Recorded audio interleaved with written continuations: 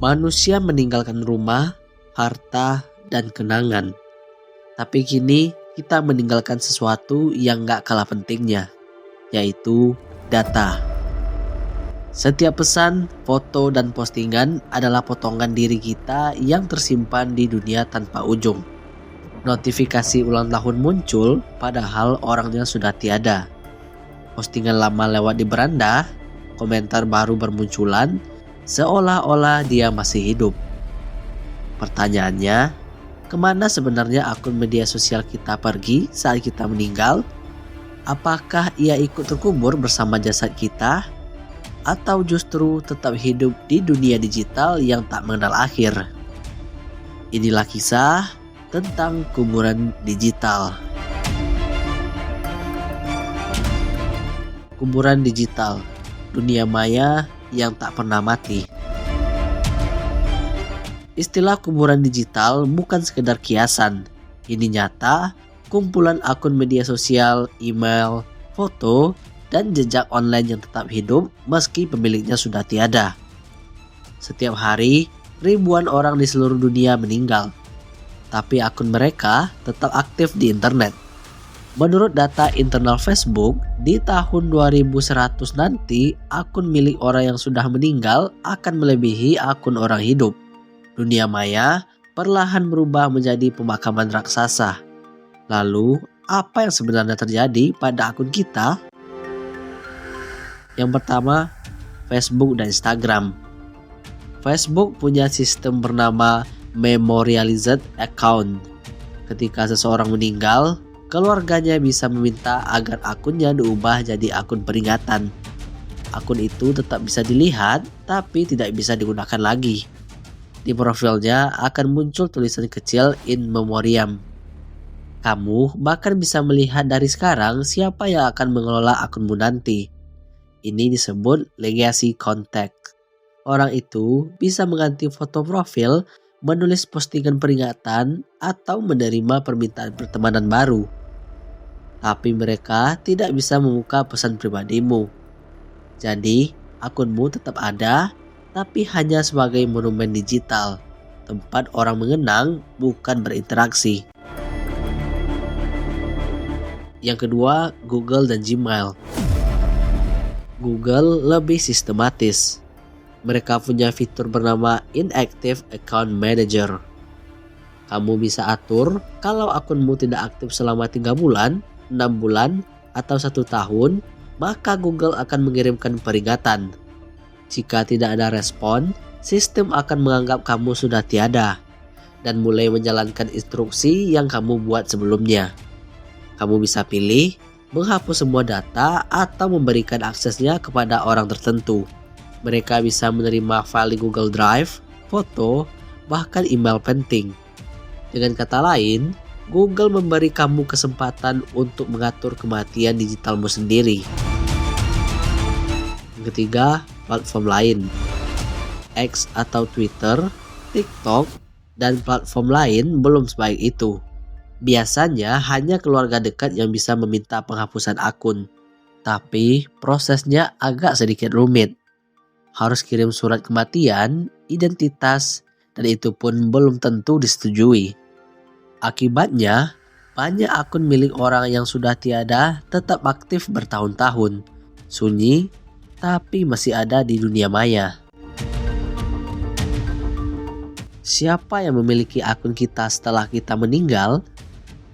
Inilah bagian paling rumit. Secara hukum, akun media sosial tidak bisa diwariskan begitu saja. Karena secara teknis, kita hanya meminjam akses dari platform itu. Ketika kamu bikin account, kamu harus setuju dengan ketentuan layanan mereka.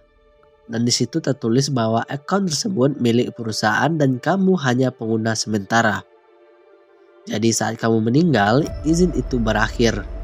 Dan data digitalmu secara hukum masih jadi milik platform tersebut.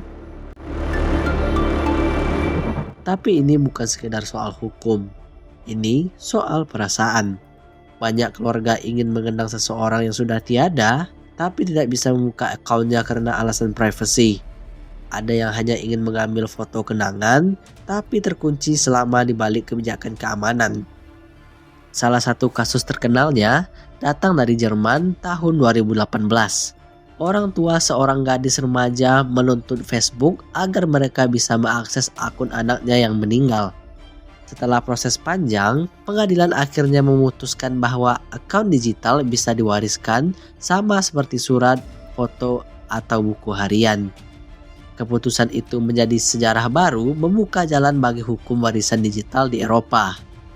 Tapi di banyak negara, termasuk Indonesia, hal ini masih abu-abu.